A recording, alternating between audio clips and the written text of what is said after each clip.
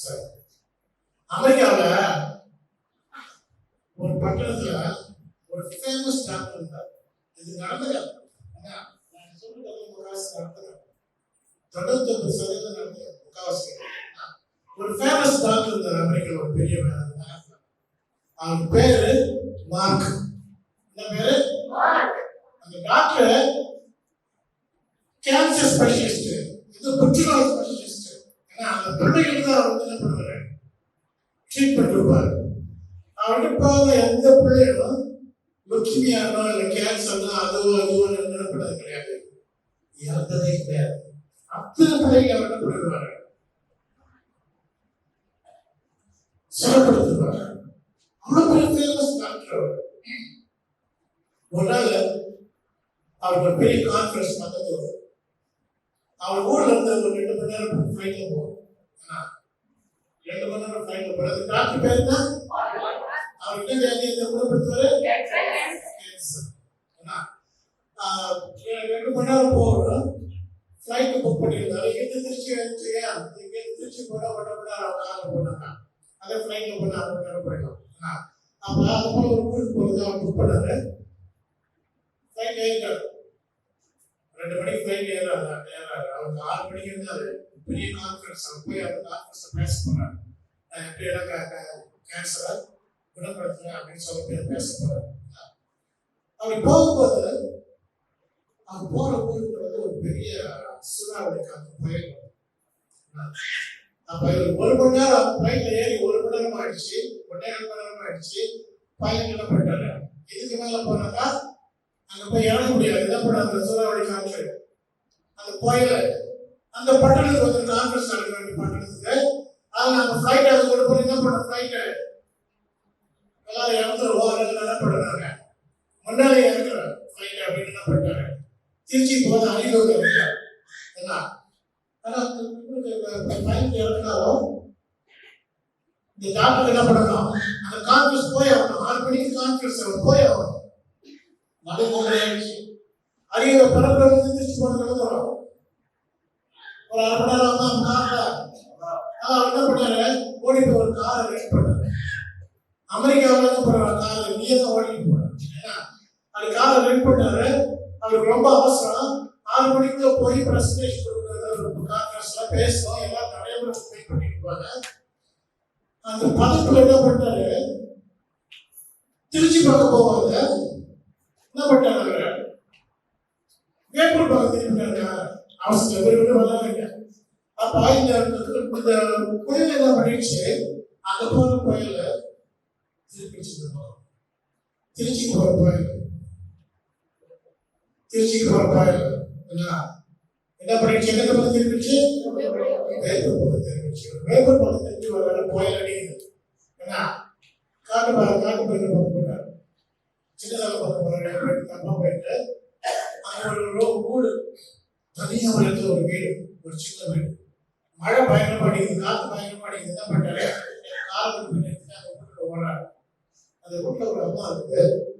அந்த அம்மா பார்த்துட்டாங்க, யாரோ ஒரு மழையில பார்த்து ஒரு ஒட்டிக்கிறது ஓடியாரு அப்படின்னு அவரை கூட்டிட்டு போய் உள்ள உட்கார வச்சு, ஏன்னா மழையில நினைச்சிட்டீங்கன்னா போய் டீ போட்டு விடாது, அவரு டீ போட்டு விடாது கொடுத்துட்டு, இந்த டீயை நீ குடிச்சிட்டு இருக்க, நான் போய் ஜெபம் பண்ணிட்டு வரேன் அப்படின்ட்டு போய் அந்த சின்ன கட்டுக்கிறாரு. அந்த கட்டு ஒரு பிள்ளை படுத்து, அந்த கட்டுக்கு பிள்ளை போய் என்ன பண்ணு,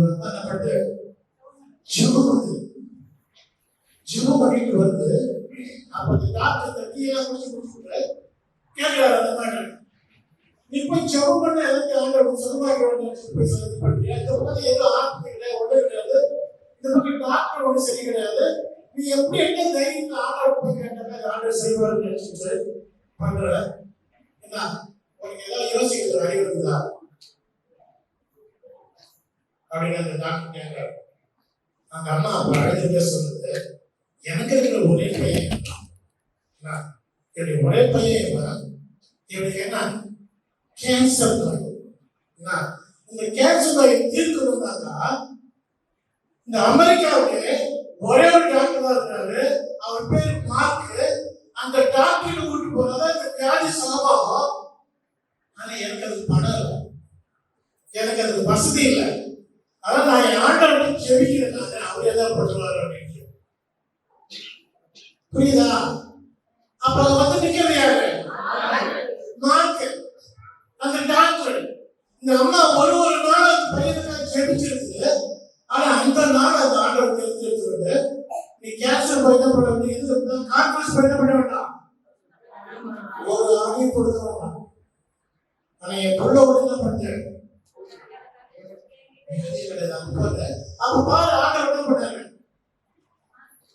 பிளேனுக்கு டைவர்ட் பண்ணாரு, போக வேண்டிய பிளேனை நிறுத்தினாரு, புயல கொண்டாரு. அந்த புயல் என்ன பண்ணுச்சு, ராங் ரூட்ல வந்துச்சு, தலைவர் ராங் ரூட்ல போறாரு. அப்படி போய் எங்க பிடிச்சாரு அவரு, எங்க உதவி தேவையோ பிடிச்சாரு. அப்ப அந்த 7 பையனுக்கு உதவி செய்யறதுக்கான ஒரு தருணத்தை அந்த டாக்டருக்கு அந்த ஆண்டவர் கொடுத்தாரு. அந்த ஆண்டவர் அங்கேயே குட்டி போனாங்க, அந்த டாக்டர் அங்கேயே குட்டி போட்டு அழைச்சி ஜெபித்தார். ஆண்டவரே, நான் நீ போயிருந்த கான்ஃபரன்ஸ் போனீங்கன்னா 1000 பேருக்கு முன்னால பெருமையா நீங்க வேலை பற்றி சொல்லியிருப்பேன். ஆனா இன்னைக்கு என்ன பண்ணு, இந்த காரியங்கள்லாம் செஞ்சு என்னை கூப்பிட்டு வந்து ஒரு 7 பிள்ளைக்கு தன்னால் எதுவும் செய்ய முடியாது, அவங்க அம்மாவால் எதுவும் செய்ய முடியாது, ஒரு 7 பிள்ளையுடைய வியாதியை நான் குணமாக முடியாது செய்திருக்கிறேன். அவரை உங்களுக்கு எப்படி நன்றி சொல்றது அப்படின்னு சொல்லி அந்த டாக்டர் போட்டு அழைத்து செவித்தார். அந்த அம்மா படிச்சோம் என்ன படிச்சு ஃப்ளைட்டே மாத்திருச்சுங்க, ஃப்ளைட்டே ரூட் மாத்திருச்சுங்க, அந்த டாக்டர் ரூட் மாத்திருச்சுங்க, போயிட்டே ரூட் மாத்திருச்சு. அப்ப அந்த தேவனால கூடாத காரியம் அவரோட பாட்டு பாடுறது எல்லாம் கூடும், எல்லாம் கூடும். சரியா? அப்ப இந்த ஜெபத்துக்கு எவ்வளவு பவர் இருக்கு பாத்தீங்களா? எத்தனை பேர் ஜெபிக்கிறீங்க? கைகள் எழுத மாட்டேன், பொய்யா கையில் கோயில். எத்தனை பேர் ஜெபிக்கிறீங்க? இதுக்கு மேல எத்தனை பேர் ஜெபிப்பீங்க? இதுக்கு மேல எத்தனை பேர் ஜெபிப்பீங்க? இந்த கதையை கேட்க பிறகு ஜெபிப்பீங்களா? ரொம்ப சந்தோஷம். இப்ப நம்ம எல்லாம் சேர்ந்து ஜெபிக்க போறோம்.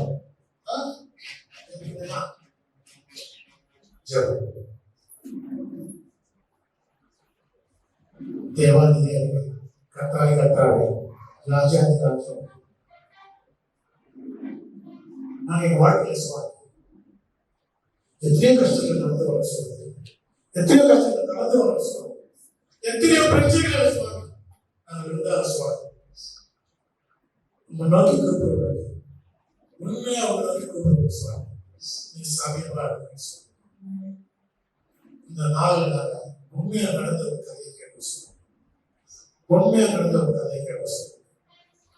நீ உண்மையான காரியங்கள் செய்யறதா சொல்றேன். நீ நினைத்தா எல்லாம் நடக்கும். நீ திறந்தா இடிப்பதில்லை, நீ கட்டினா இடிப்பதில்லை. அப்படின்னு நீ கூட